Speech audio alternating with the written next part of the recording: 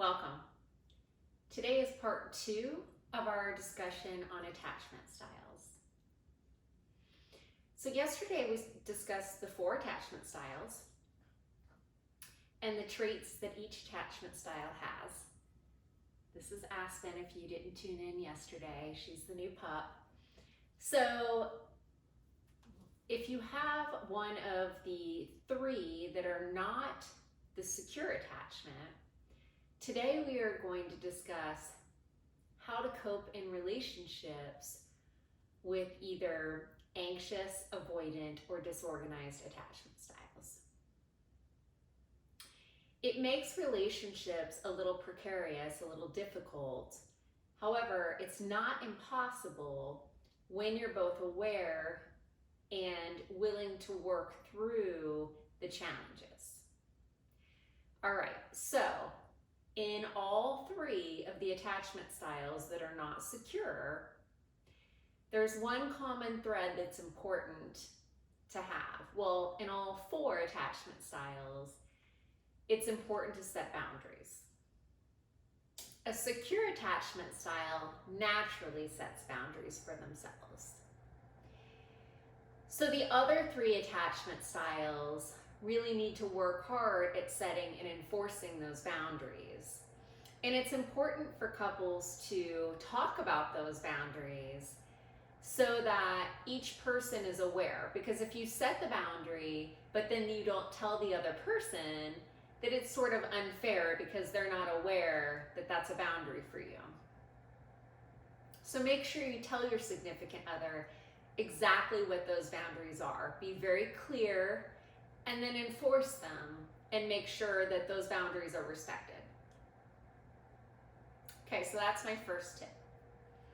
From there are specific things that each attachment style specifically needs. And they may run into each other. But, for example, an anxious attachment style needs consistency. They need your words to match up with your actions, and they need to know that they can rely on you. They need you to put effort into it, because this plays on the fact that their self-esteem is low, they feel like they can't rely on people, they're very independent, and they need a gentle approach. They don't want you to come in and just take over. Be gentle with them. Be sincere. They need an emotional connection, and that might be difficult to forge at first. Their walls might be up, but they really do want that emotional connection. They value that. So if you can get that emotional connection, if you can get them to open up, that'll go a long way. All right, avoidance. Let's talk about that style. So they need you to communicate logically. If you are trying to appeal to their emotional side, their walls are going to go right back up. They need a logical connection. So unlike the anxious style, they need a logical connection. So that's tip number 1. Tip number 2 is be reliable. They need to know that they can rely on you. Your word is everything to them.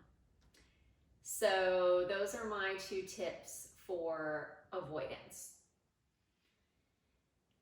All right, disorganized. The disorganized, remember, is negative about themselves and other people. So giving them compliments, reminding them to stay positive about outlooks and situations is really really important. Again, being reliable for them is important. They've given up hope. They don't believe in people. And again, setting boundaries. So those are my tips for how to navigate the challenges in the relationships. Again, please comment if you have experience with these specific attachment styles. I'd love to hear from you.